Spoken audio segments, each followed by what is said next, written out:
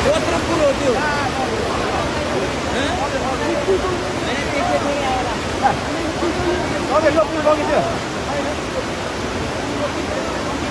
पुलै लिएर आएर चाहिँ सिङ्गो पुल यार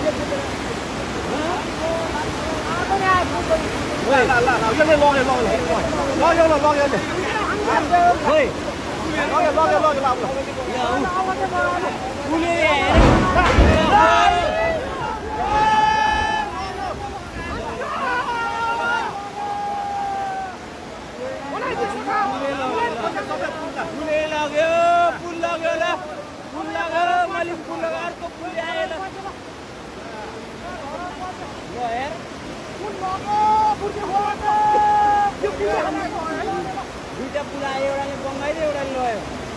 र पुल लग्यो अब कति वर्ष